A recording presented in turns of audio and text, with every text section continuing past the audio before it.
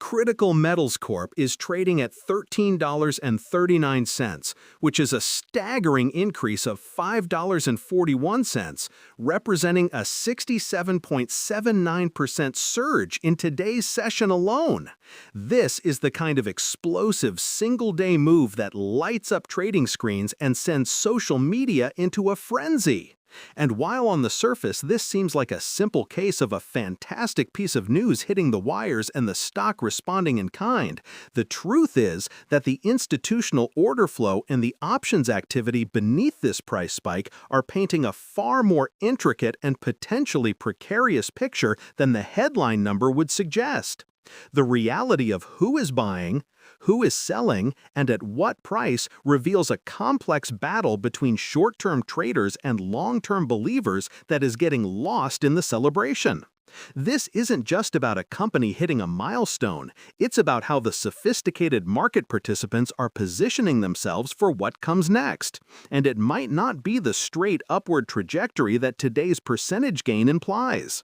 This is where many retail investors, often using platforms like Robinhood or SoFi Invest, see a rocket ship taking off, while seasoned players using a service like Interactive Brokers are calculating the trajectory and the potential for a rapid, gravity-assisted return to Earth.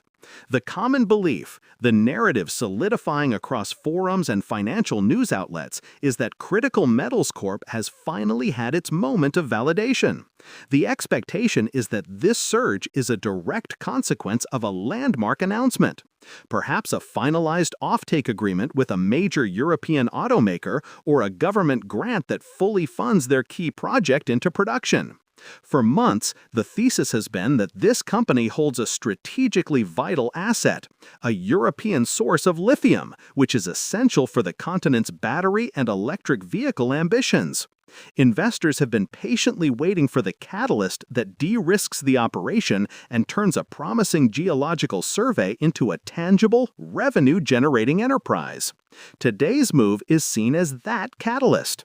The expectation is that the floodgates have opened, that institutional funds will now be forced to build positions, and that the stock is on an unstoppable path to re-rate multiples higher. It feels like the ultimate "I told you so" moment for the long-term holders who endured the stock's previous volatility. They look at the performance of giants like Tesla stock and believe that securing a key part of the supply chain should be rewarded with a similar, sustained appreciation. However, a more sober analysis of the situation reveals a different reality, one that is far less certain and demands a great deal of scrutiny. Let's assume the catalyst was indeed a major offtake agreement. The headline is wonderful, but the devil is in the details that most will overlook. What is the pricing mechanism in that agreement? Is it a fixed price that could look terrible in 2 years if lithium prices soar? Or is it tied to a spot index that could crush margins if the commodity price falls? Who is the counterparty? Is it a blue-chip automotive giant or a less established battery startup with its own financing risks? Furthermore, an offtake agreement is not revenue. It is a promise of future revenue, contingent on the immensely difficult and capital-intensive task of actually building and operating a mine. Looking at the day's trading volume provides more clues. While the volume is massive, a closer inspection of the tape shows a significant portion consists of very high-frequency, small lot orders characteristic of retail momentum chasing. The large block trades, the ones that signify major institutional conviction, are present but are also being met with equally large sell blocks just a few cents higher.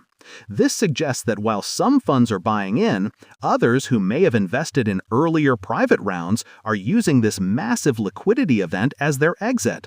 This is not the one-sided institutional rush the common narrative suggests, but rather a churn of ownership with early, well-informed backers selling their shares to a new, more optimistic public. Many investors managing their own portfolios, whether through a Schwab Intelligent Portfolios account or a standard Fidelity brokerage account, need to understand this distinction. It's the difference between following smart backers into a position and becoming their exit strategy. The intraday price action itself has been a spectacle of volatility. The stock didn't just open high and climb steadily.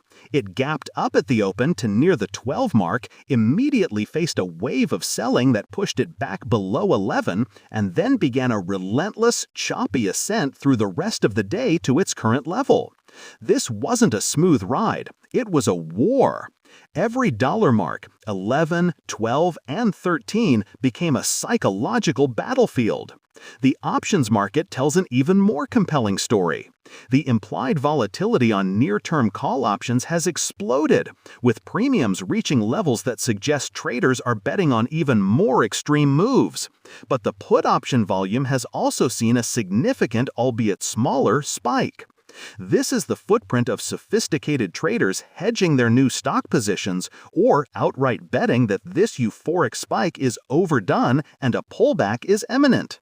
An average person doing some online investing might see the 67% gain and jump in, but a professional sees the sky-high options premiums and understands the immense risk now priced into the asset. This level of volatility is a professional trader's paradise, but can be a minefield for the unprepared self-investing individual. The sector context is also critical.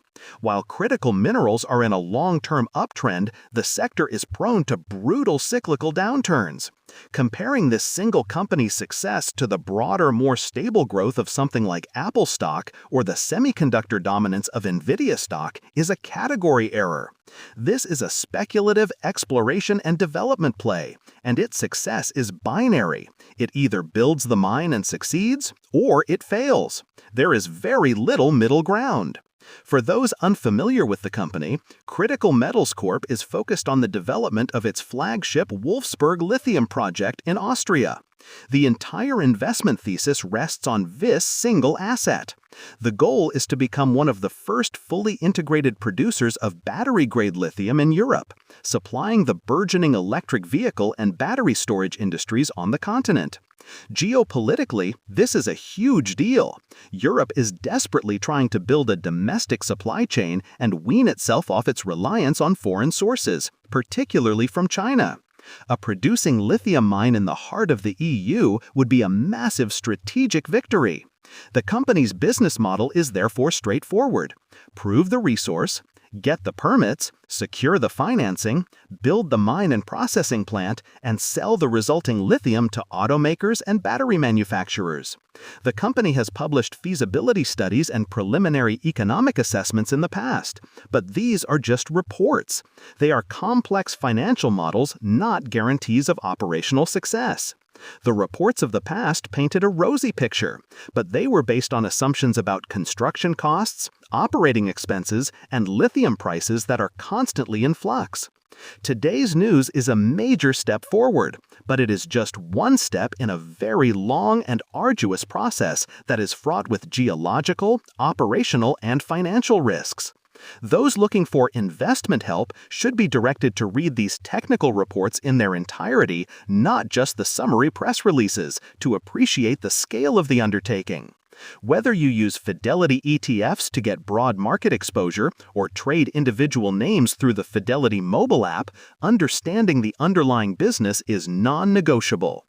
Looking ahead, the future for Critical Metals Corp is a fascinating duality of immense opportunity and equally immense risk. The bullish scenario is that today's catalyst is the final piece of the puzzle that unlocks the major financing required to begin construction. In this version of the future, the company executes its construction plan on time and on budget, commodity prices remain strong, and it begins production within the next few years, becoming a key supplier to the European EV market. The stock price in this case would have significant further upside from here as the project is progressively de-risked and eventually revalued as a profitable producing asset. Institutions managing portfolios, perhaps even through vehicles like Fidelity mutual funds focused on materials or green energy, would be forced to take notice and build substantial positions, providing sustained buying pressure. Do you think European automakers will prioritize local supply chains even if the cost is slightly higher? Comment below with your thoughts on this critical issue. Conversely, the bearish scenario is just as plausible. The market's euphoria could fade as the focus shifts from today's exciting news to the grim reality of execution risk. Mine construction projects are notorious for cost overruns and delays. The company could struggle to raise the full amount of necessary capital, forcing it to issue equity at dilutive prices or take on restrictive debt. Permitting, while advanced, could hit last-minute snags with local opposition or environmental groups. And of course, the price of lithium itself could fall, severely impacting the project's projected economics. In this scenario, today's spike is a classic sell the news event, a temporary peak before the stock drifts back down as the market's attention wanes and the long, slow grind of development reality sets in. Investors who bought at the peak today would be left holding the stock with a great story but no clear path to profitability in the near term. This is why having access to robust tools like those on the Fidelity